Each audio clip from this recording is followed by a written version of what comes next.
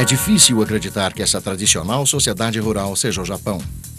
O sucesso do Japão em empreender e ultrapassar a América e a Europa em tantas áreas da ciência e da indústria é surpreendente. Em 45, após sua derrota e rendição, o Japão estava devastado, o povo faminto, a indústria destruída. O interventor americano Douglas MacArthur impôs democracia e reformas. Indústrias com superioridade mundial foram construídas, lançando novos produtos que definem nosso estilo de vida. O Japão, dono de grande parte do mundo, tornou-se o modelo das sociedades asiáticas ambiciosas. Mas houve um preço. Desastres ambientais, escândalos de corrupção, uma sociedade ultraconformista. Neste final de século, as economias asiáticas se desestabilizaram, mas ao combinar tradicional e moderno, o Japão tornou-se um novo tipo de superpotência. A história de Nelson Mandela vem de longa data. Líder da luta pela liberdade da população negra na África do Sul, Mandela era considerado um inimigo mortal do regime branco. Preso por terrorismo e traição, foi condenado à prisão perpétua em 1964. O governo branco desafiava protestos mundiais e, através de várias outras prisões e matanças, aplicava o regime do apartheid, racismo legalizado e institucionalizado, que mantinha a população negra na pobreza, ignorância e servidão, eternos cidadãos de terceira classe. Nos anos 80, sob pressão internacional e revoltas tão violentas que nenhuma brutalidade conseguiria suprimir, os que eram realistas na África do Sul sabiam que uma mudança era inevitável. Após 27 anos, o prisioneiro mais famoso do mundo foi solto e, finalmente, tornou-se líder de seu país. Quando escolheram a jovem Diana Spencer, de 19 anos, para esposa do príncipe de Gales, o que queriam os Windsor?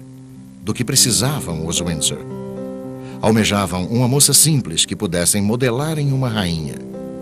Queriam uma mãe para o monarca herdeiro de Charles. É bem verdade que Diana não era íntima da realeza, mas também não pertencia à plebe. Era filha de um conde e de uma das famílias mais tradicionais da história britânica.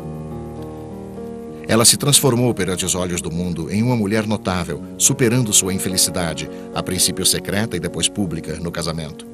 Uma pessoa que partilhava sua vida tanto com os mais pobres e desesperados, como com os mais glamurosos e abastados.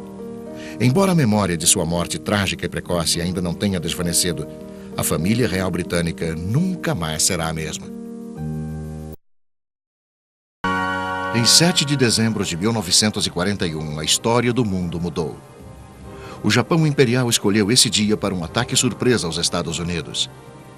Um ato de agressão não provocada, com o objetivo de destruir o poder dos Estados Unidos no Pacífico, eliminando os obstáculos ao expansionismo japonês.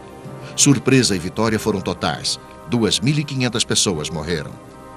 Nos meses seguintes, os Estados Unidos estremeceram com as sucessivas vitórias do Japão.